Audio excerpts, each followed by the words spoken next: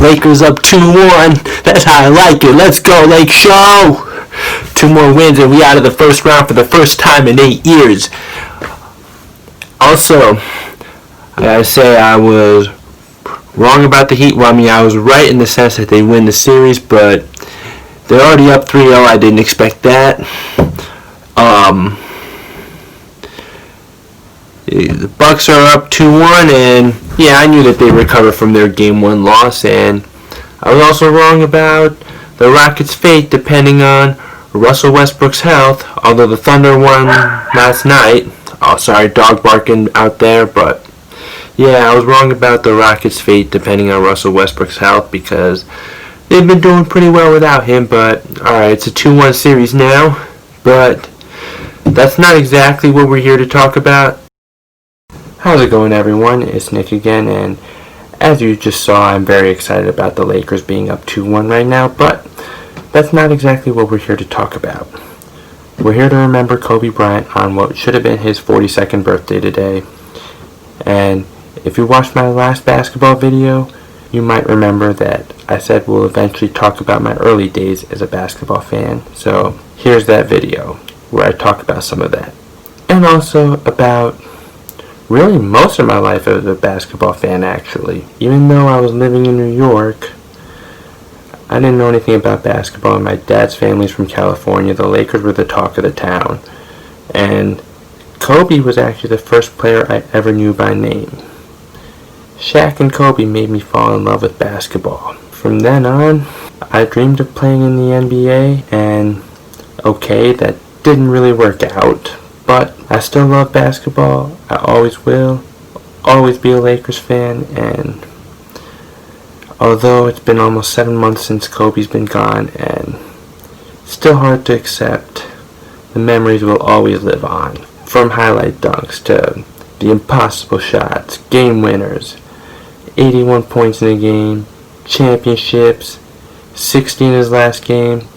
It was a great ride, and these are things that I'll always cherish for the rest of my life. And because I graduated from college the same year that Kobe played his last game, of course, I had to say Mamba out when I walked across that stage. Let's roll that clip right now. Shinosuke Allen.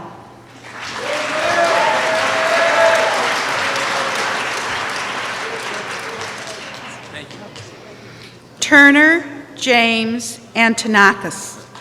Mamba out! Although that moment is very bittersweet now, I'm always going to look back on that with immense pride. Always have, always will. It was definitely one of the best moments of my life. And thank you, Kobe, for giving me the opportunity for that, even though you may have never had any idea who I am. Aside from basketball, because I know that's not the only thing that meant a lot to Kobe, and I think I'd be doing a disservice to him and the Bryant family if I just make this about basketball. We should also always remember the family man that Kobe was, how much he was committed to being a father and a dad to 4 girls, and it's really heartbreaking to know that his 13-year-old girl, who had her whole life ahead of her, isn't here anymore either. And that his 2 younger ones, Capri and Bianca, will never really know how much their dad loved them. And I mean, from what I see on Instagram, it looks like Vanessa may be in good spirits and all, but I'm sure that things are still very hard for her, and also for Natalia, and I'll continue to pray for them to be able to get through this and stay strong. Early on in his retirement life, Kobe didn't even really watch basketball. Hard to believe for someone who was so dedicated to the game his entire life, right? For someone who put his blood, sweat, and tears into the game.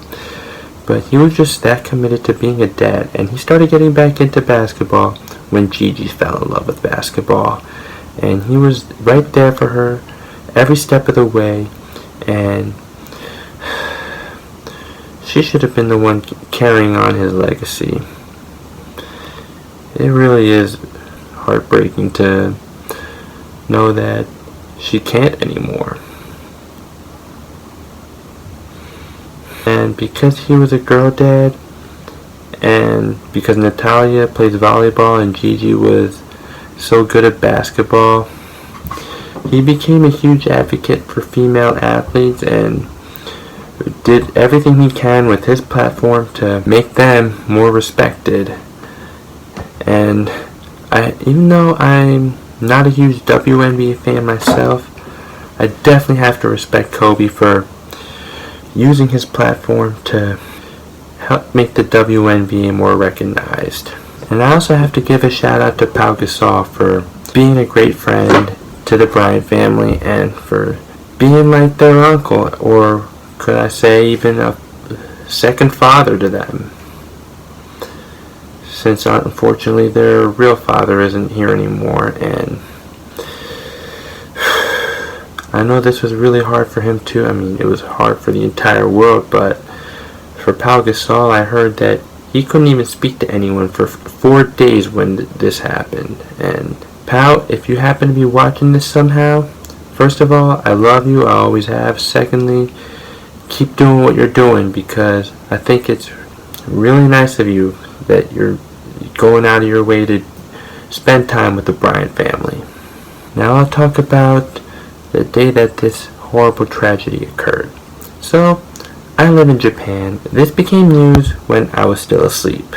But then when I woke up, I read a text from my grandmother reading, "Such sad news to hear about the death of Kobe Bryant." And I'm just like, oh, wait, what? What? No. I know my grandmother would never make up something so horrible like that, but I had to go look for myself. And I also had several friends inboxing me, and I saw R.I.P. Kobe everywhere on my news feed, and my heart just sunk. Especially when I found out Gigi was on that helicopter, and then the 7 other people were with him, including the pilot. You know, this is stuff that you never want to hear about, no matter who it is. But knowing that Kobe was gone, it really was devastating. Because he's someone that, even though I never actually met in person, really meant a lot to me. And no matter what, he'll always have something to do with my life.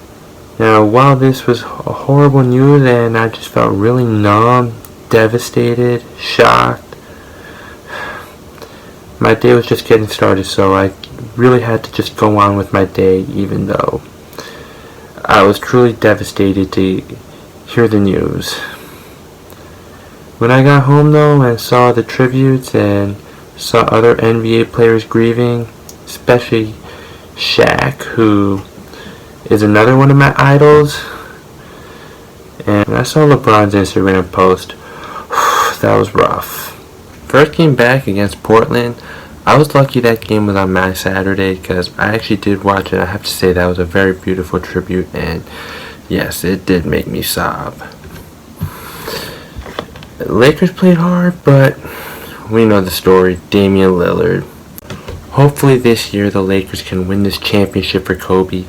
I can't say the Lakers definitely will, but I can only hope, right? Because they are my team and Kobe is my favorite player. The championship this year would certainly be fitting after what happened in January. As horrible as this tragedy is, even 7 months later, what I think that everyone should get out of this, I mean, I hope everyone has, or at least most people have. If you haven't yet, I hope you do now. Live every day to the fullest. Never take another day for granted, and always be kind to one another. Life is too short and fragile for us to hate one another, especially during times like this. And I'll just end it with this. Happy heavenly birthday, Kobe. In the words of Kobe Bryant, Mamba out. But in LeBron James' words, or in all of our words, live on, brother. Please remember to like and subscribe, because it'll really help out, and I'll be making more videos in the future, and hopefully I won't have to do more videos like this. I just want to do this one for Kobe. Alright, that's it. Peace.